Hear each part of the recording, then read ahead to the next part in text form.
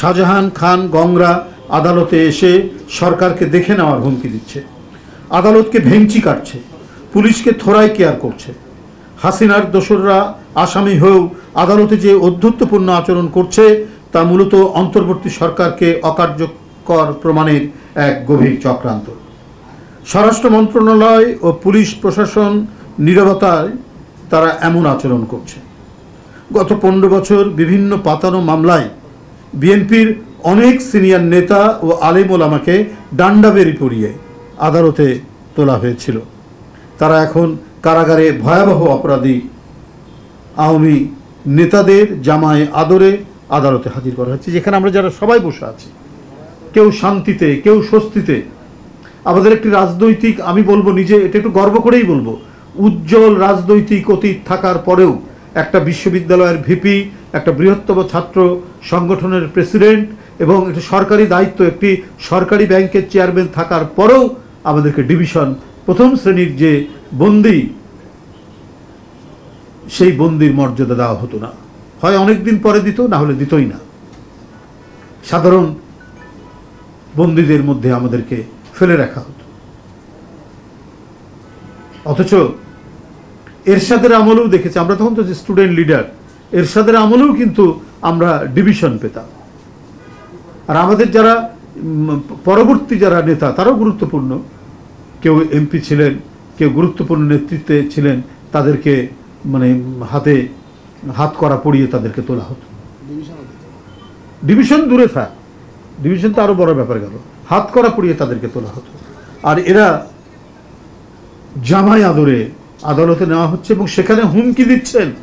সেখানে স্বাধীনতার ঘোষক শহীদ জিয়া, গণতান্ত্রিক আন্দোলনের যিনি এক অকুতোভয় সিপাহ সালার দেশনেত্রী বেগম খালেদা জিয়া, দেশের জন্য, দেশের মানুষের জন্য, গণতন্ত্রের জন্য যিনি আজকে জীবন মরণ অসুস্থতায় ভুগছেন, তার নামে,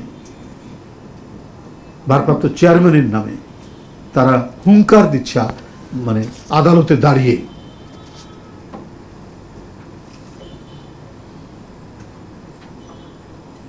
স্বরাষ্ট্র মন্ত্রণালয় ও পুলিশ প্রশাসনের নীরবতায় তারা এমন আচরণ করছে। গত 15 বছর বিভিন্ন পাতানো মামলায় বিএনপির অনেক সিনিয়র নেতা ও আলেম ওলামাকে ডান্ডাবেরিতে দিয়ে আদালতে তোলা হয়েছিল। আর এখন কারাগারে ভয়াবহ অপরাধী আওয়ামী লীগের জামাই আদরা হাজির করা হচ্ছে। বলেছে এগুলো পুলিশ প্রশাসন ও স্বরাষ্ট্র মন্ত্রণালয় হাসিনার অলিগার্করা সর্ষের ভিতর ভূত হয়ে থাকায় এমন পরিস্থিতি সৃষ্টি হয়েছে।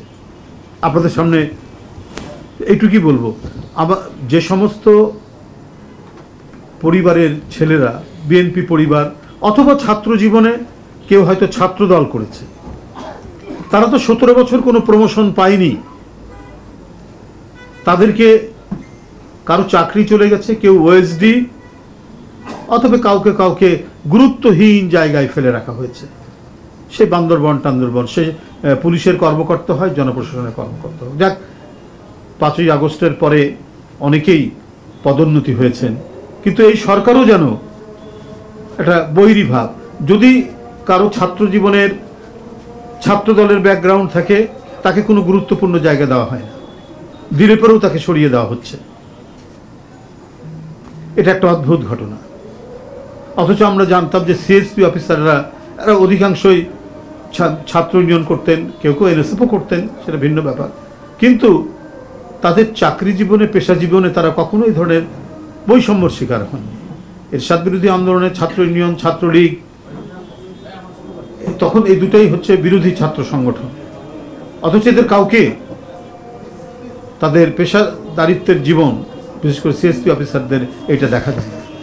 এখন শুধুমাত্র সে মেধার ভিত্তিতে, আমি 1 মিনিটের জন্য একটু থামছি।